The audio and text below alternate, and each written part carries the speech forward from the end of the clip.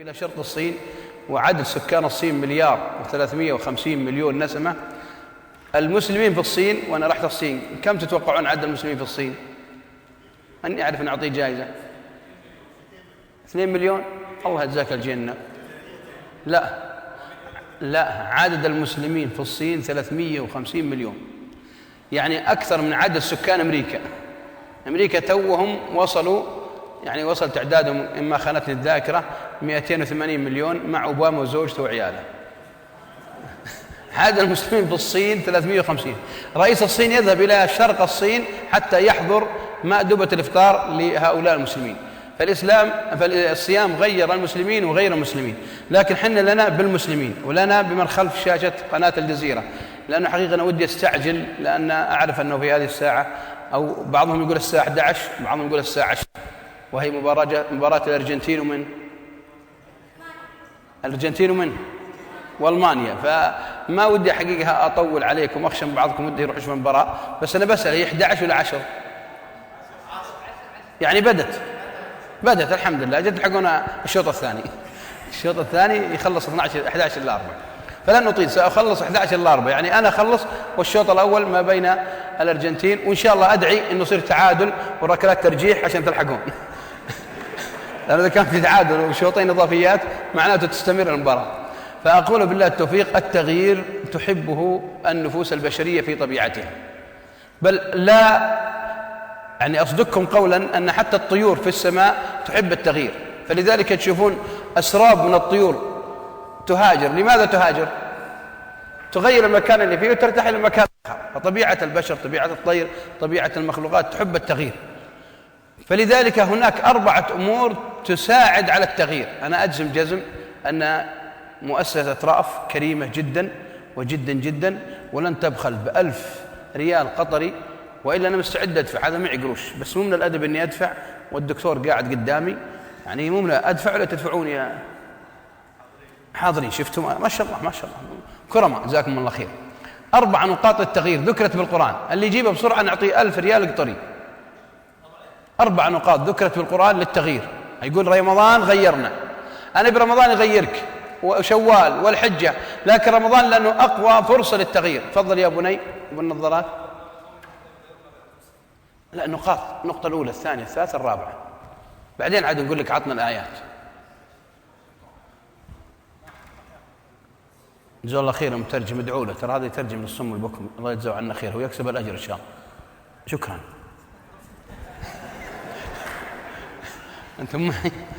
أنتم معي؟ طيب، ما حد رفع ايده. أول نقطة بالتغيير ليعلم العالم كله. شوفوا كم دولة كانت وين وصارت وين. أنا زرت سنغافورة عام 91 1993 و95. اللي زار سنغافورة في 91 مثل الآن تغيرها؟ رد يا أخوان. اللي زار ماليزيا عام 88 و89 مثل الآن؟ اللي زار الدوحة عام 88 و89 و90 مثل الآن؟ طيب ليش تغيرت هذه الدول؟ أول شيء لابد أن يعلم كل من يريد أن يغير. بعض الناس يقولون عندنا في نجد، ما أدري عاد ايش يقولون في قطر، ما أدري ايش يقولون عاد في مصر، في الأردن، غيره من الدول الموجودة ما شاء الله، شوف من كل الدول موجودين. عندنا في نجد يقولون غير، حدر جبل ولا تحدر طبع. حدر جبل، يعني لو عندك جبل ممكن تحدر، لكن إنسان عنده طبع مستحيل يغيره. هذا موجود عندكم شيخ بمصر؟ لا، القاعدة دي موجودة عندكم بمصر. يعني لما تشوف واحد حموقي ويرفع صوته تقول يا فلان ترى هذا مو زين، صوتك ترى مزعج. قال أنا هذا طبعي، أنا إنسان على قول المصريين حمش. هذا الحمش لو قلنا له لا تصير حمش ويقول أنا ما أقدرش لازم أصير حمش، يعني ما يقدر يصير غير حمش؟ يقدر ولا ما يقدر؟ رد يا أخوان، يقدر ولا ما يقدر؟ وش الدليل؟ أيوة،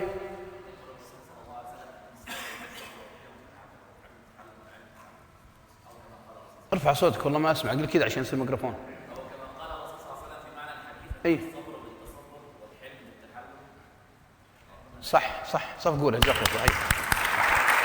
دكتور وين مسؤول الجوائز هذا؟ طبعا هذا مو 1000، هذا 1000 الجائزة الأولى الله يجزاك خير، هذه يعني جائزة من رأف. عندكم جوائز الله يجزاكم خير، لا تورطونا. عندكم جوائز ولا أعطيهم، ترى أنا جيبي مليان.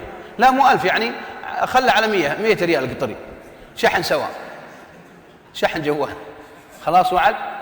شوف الدكتور ترى قدام، حطوا الكاميرا عليه. الجزيرة حطوا الكاميرا، لأن عشان عشان يعرفون اخواني قد يطلع ما حد يشوفه. وين مصور الله يجزاك خير؟ حتى الكاميرا. هذا الدكتور قدامنا، طلع الرجال الطيب يا حبيبي الدكتور. تعال كمان ايوه هذا. احنا ترى مثلا شوي ودنا نضحككم نروح ايوه نزل بعد تحت ايوه لا روح يمين. البق سياره انا الله يجزاك خير. انتم معي؟ بقول باشمهندس جائزه. اول سبب التغيير ان الرسول صلى الله عليه وسلم قال لنا في الحديث الحسن: انما العلم بيش بالتعلم والحلم بالتحلم. يعني يقول لك المصطفى أنت تستطيع أن تكون حليم لو أنك أشد الناس غضب، تستطيع أن تكون مثقف ومتعلم لتكون أقل الناس جهل، أكثر الناس جهل. فهذه أول صفة أعطاني، أول دليل أعطاني إياه الرسول صلى الله عليه وسلم.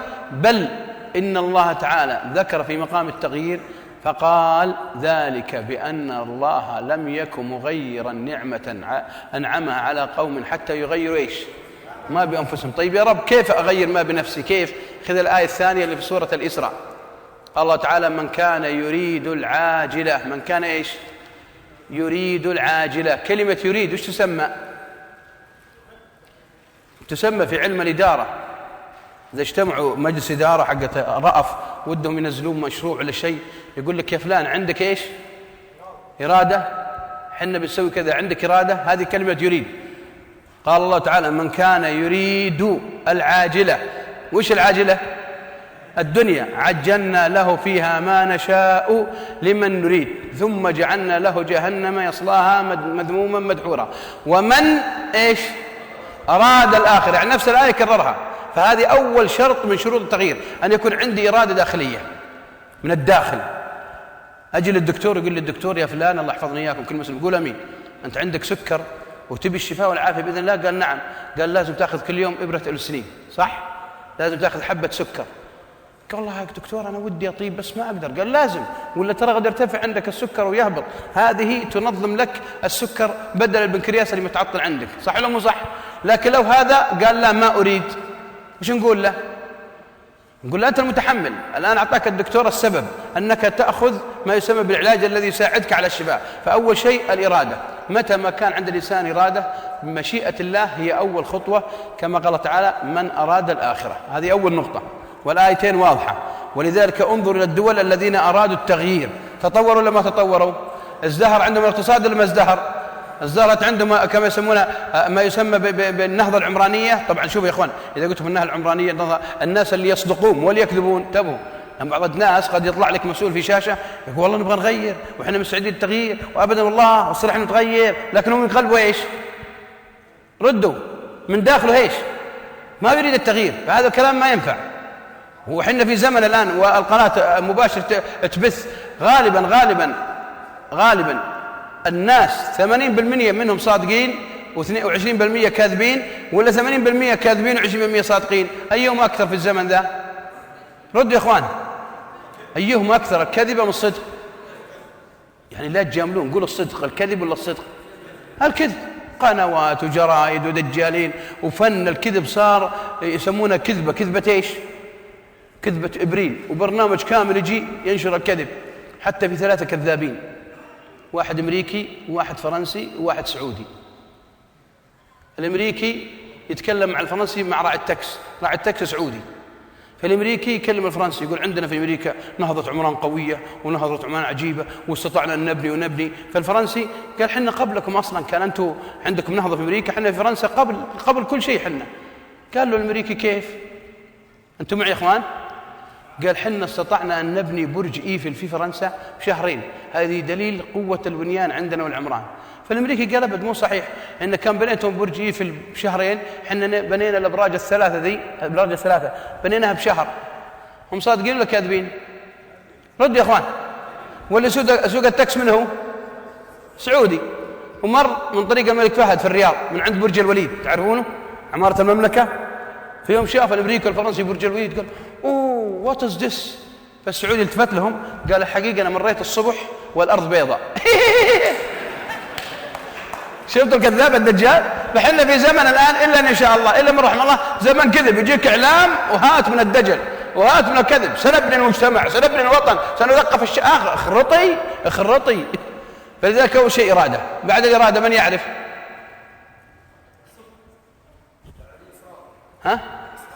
لا، نفس الآيات.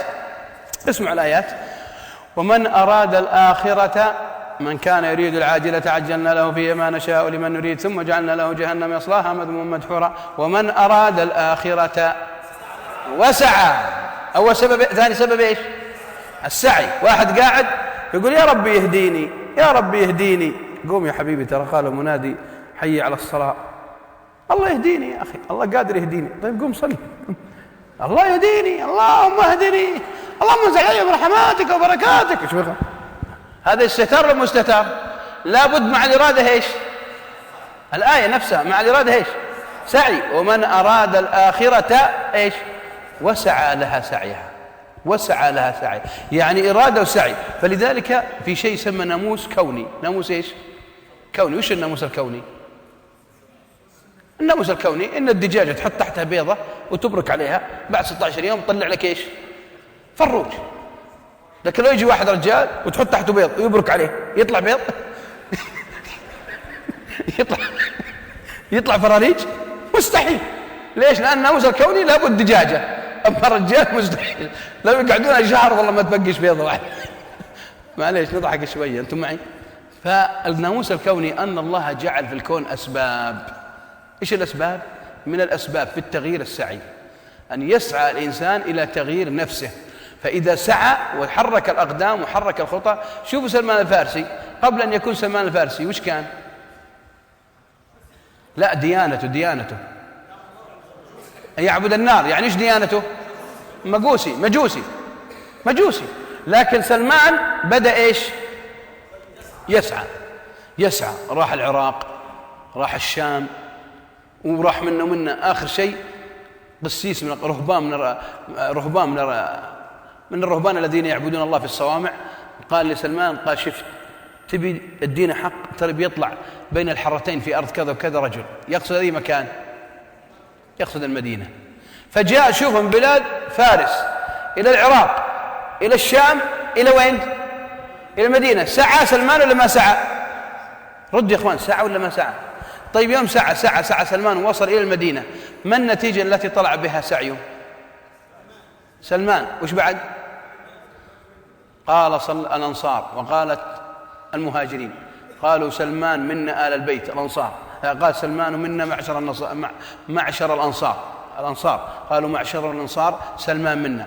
فقال المهاجرون بل سلمان منا. فقال محمد صلى الله عليه وسلم لا منكم ولا منا، سلمان منا آل البيت. لماذا؟ لأنه سعى. أكثر الشباب الآن، أنا أزور الشباب أتكلم مع الشباب ووده يغير، لكن يغير بالكلام ولا بالفعال؟ رد يا أخوان. بالكلام. يزهم علي واحد قبل كم يوم ويصيح ويبكي. وش بك؟ قال يا شيخ أنا أحب وحدة ولا نام الليل. ما نام الليل والله يا شيخ، ما نام. يصيح والله يا مطوع أني أكلمك وتخيل أنك أنت هي. قلت عيب يا ولد، رجال بلحيتي، احترمني يا أخوي. ما احترامي للحريم والنسوان، ولكن الرجل غير المرأة. يقول الله مطوع أني أتخيلك أنك هي لحية مرك لها حبيبتك لها لحية الله يجزاك خير. قعدت تتكلم معه، أبغاه يفعل الأسباب ويسعى للأسباب التي إيش يا إخوان؟ يخف عنه هذا الحب. الآن رمضان وقد دخل رمضان، هالشاب في زمن الحب على قوله، لو أراد أن يغير ما في قلبه لهذا البنت ويسعى لها، يقدر ولا ما يقدر؟ أول سبب وش يسوي؟ أول سبب لو تسأل أي واحد تقول عشان يترك هذا الحب اللي عذب وخلاه على قول نار يا حبيبي نار، قربك نار وبعدك نار يا حبيبي نار. وش يسوي؟ أنتم انصحوا شاب الآن قدامكم يريد أن يترك واحدة عذبته، وش يسوي؟ إخوان ما حد منكم حب الله يجزاكم خير. ها عبد العزيز خويي، وش يسوي؟ هذه واحدة معذبته الآن. أنتم خايفين؟ هذا ترى مو كلام سياسي يا إخوان، إيش بكم مرعوبين؟ ها يروح إيش؟ صحيح، يروح بيت أهلها. أنت مصري؟ أنتوا أهل الحب يا عمنا. أنت فاكر الحب إيه؟ صحيح، يروح لأهلها. ليش يروح لأهلها؟ عشان يتجوزها. لا مو يتجوزها، طب يروح يتجوزها؟ لا، يخطبها. صح. فإذا خطبها إيش يقول له أبو البنت؟ أبو البنت إيش يقول له؟ يقول له أهلا وسهلا يا ولدي وشرفتنا. أو يقول له ماذا؟ يقول والله الزواج قسمه ونصيب يا ولدي، البنت مخطوبة البنت عمها ولا بنت خالها، ينتهي القضية ولا ما تنتهي؟ تنتهي القضية. كم من الشباب الآن تعبان وزهقان. قبل كم يوم يقول لي شاب وأنا على الهواء مباشرة، يقول لي يا شيخ أبغاك تحل لي مشاكل، عندي مشاكل أبغاك تحلها. قلت له ابشر سم. تتوقعون المشاكل هالشاب اللي عمره 26 و 25 مع من؟ قولوا تخيلوا، قولوا مع أبوه؟ لا. هاي دكتور. ها؟ لا مين مع زوجته، مو زوجته حبيبته، لا. أيوة بني، أيوة يا ابني، ارفع صوتك. أبو زوجته. الله ما شاء. أنت متزوج؟ أنت يعني عارف المشاكل من الآن، ما شاء الله عليك. ما شاء الله عليك. لا والله يا أخوان قسم بالله، شوفوا في أيام رمضان فضيلة، قسم بالله قال عندي مشاكل مع نفسي. قلت له عندك مشاكل مع نفسك؟ قلت أنا ممكن أدخل بينك وبين أبوك، بينك وبين عمك، أما بينك وبين نفسك وشلون بدخل؟ لازم تفسخ الثوب وادخل. شوفوا وين وصل الشباب. صحيح، لأن الشاب إذا ما أراد التغيير لن يتغير. الدولة، الحكومة، رئيس الدولة، أي إنسان مالك وزير بيغير إذا ما فعل أسباب التغيير. الإرادة وش بعد؟ والسعي. من يعرف الثالثة؟ ها؟ الإيمان. اليابان ما عندها إيمان، وكانت قنبلة هيروشيما نزلت عليها قبل 62 سنة، وأن من أرقى دول العالم. لا، التوكل على الله هذول الشيوعيين ما يعرفون. الدولة الشيوعية دولة كوريا الجنوبية ومن أقوى أسلحة النووي عندها، صح ولا مو صح؟ لا من اللي قال؟ ارفع ايده. اللي قال الهدف. اوقف يا زول عشان تشوفك الكاميرا. دكتور حط الكاميرا عليه، ترى هذا امان، شوف له جائزة. ترى يا اخوان خليك واقف. بعض الاوقات تجي محاضرات زي كذا ويقولوا في جوائز، ولما اطلع من قطر ولا من الكويت ولا من البحرين ولا من السعوديه ولا اي دوله وامسك الخط ودق علي واحد بالجوال، قال يا شيخ سليمان ليش تقول في جوائز؟ قلت والله الاخوه المنظمين. قال انت الاخوه المنظمين خرطي. اقول له عيب يا ولد، عيب يا ولد، وثلاث مرات يسويها. فارجوكم لا تورطونا، جيبوا لي جوائز الحين جلدي يعني بسرعه، بالهندي وبالانجليزي كويكلي. خلاص يا زول استريح، لك جائزه. سمعتوا؟ أن يحدد إيش؟ الهدف. طيب الآية تنطبق على الثلاثة ذي ولا ما تنطبق؟ من كان يريد العاجلة عجلنا له فيها ما نشاء لمن نريد ثم جعلنا له جهنم يصلاها مذموم مدحورا. ومن أراد إيش؟ الآخرة. وش بعد؟ وسعى. فالهدف وشو؟ الآخرة. حنا الهدف الآخرة. طيب ما أنت جبلان تو تقول اليابان كفار. اليابان عندهم هدف ولا ما عندهم هدف؟ وش هدفهم؟ الآية الأولى وش تقول الآية الأولى؟ من كان يريد العاجلة. وش العاجلة؟ الدنيا. فاليابان والصين ودول الشرق الغرب هذه يريدون الدنيا. قال تعالى ولا تجدنهم أحرص الناس على إيش؟ على حياة ومن الذين أشركوا يود أحدهم لو يعمر كم سنة؟ 1000. فطبيعة البشر إن كان مسلم عنده هدف الآخرة، ومن أراد الآخرة الهدف وسعى لها سعي. لكن غير المسلم سعيه ايش؟ في الدنيا. قال محمد صلى الله عليه وسلم، صلوا عليه اخوان، قال الكافر يطعم طعمته في الدنيا. شلون يطعم طعمته؟ نيوتن خدم البشريه ولا ما خدمها؟ نيوتن، تعلمون نيوتن خدم البشريه ولا ما خدمها؟ هذه قناه الجزيره الان البث، ترى بفضل الله ثم نيوتن، لانه اكتشف ايش؟ قانون ايش؟ الجاذبيه. قاعد تحت الشجره ويفكر وتطيح عليه تفاحه، اخذ التفاحه وقاعد يفكر. لو بعض الشباب الان تطيح عليه تفاحه اكلها، زرتها ببطن طوالي. جيب الجوائز، تعال من خلف، خلي الكاميرا تطلع، ما في شيء. تعال يا زول، جزاك الله خير. هذا لك جائزه عشان فرصه اهل السودان يشوفونك بقناه الجزيره مباشر. من بعد له جائزه. تعال وقف. انت وين رايح؟ الله يجزاك خير، انا مشغول، عطهم الجوائز. جزاك الله. اثنين صح؟ مصر والسودان. ونعم، الله يجمعكم الجنة. أنتم معي؟ أي جزاك الله خير. الله يجزاك خير. الله يجزاك خير. رحمك الله. جزاكم الله خير. الله يجزاك. الله يكرمك. الله يجزاكم الجنة. جزاك الله خير. وكأنك أعزب برزق زوجة صالحة ولا متزوج؟ الله يبارك لك في زوجتك، بارك الله. واحد مصري لابس كرافتة وشخصية وفي وزارة الصحة وركب معي في الأسانسير، قلت متزوجة به؟ قال لا. ادعي لي يا شيخ. قلت الله يرزق زوجة صالحة. قال آمين. قلت حبيبة؟ قال آمين. قلت طيبة؟ قال آمين. قلت حلوة زي؟ قال والله مش حتجوز. انت بتدعي علي مش بتدعي لي. قلت يا اخي عيب عليك، انا امي تقول لك حلو. قال والله امك ماخذه مقلب فيك. فاقول بقي 5 دقائق عشان نلحق النقطة الثالثة. النقطة الأولى الإرادة، من كان يريد العاجل عجلنا له فيه ما نشاء. والنقطة الثانية وسع لها ايش؟ سعيها. النقطة الثالثة الهدف، من كان يريد العاجلة ومن أراد الآخرة وسع لها سعيها. النقطة الرابعة الهدف. ترى إخوان مهم، الهدف مهم. إذا حدد الفريقين الآن، فريق الأرجنتين ومن بعد ألمانيا نزلوا الملعب، الهدف اللي في راس الأرجنتين ما هو؟ الحين نزل الفريق في راس الأرجنتين كله وشو الهدف؟ هدف من؟ هدف ألمانيا. والألمان هدفهم ايش؟ باب. ليش؟ لأنه لابد عندك هدف الآن. لو جاء واحد ذكي والمباراة الآن على الهواء مباشرة، احنا الآن على الهواء مباشرة، ولا الألمان الآن يتبارون مع الأرجنتين على مباشرة، جو 2 أقوياء ألمان عند الباب هذا والباب هذا وقلعوا البيبان، شالوا الأبواب، تستمر المباراة تستمر. ليش؟ الحكم اللي في الملعب ايش يقول؟ الحكم اللي في الملعب ايش يقول؟ لا الله يهديكم، انتم ما تشوفوا المباراة.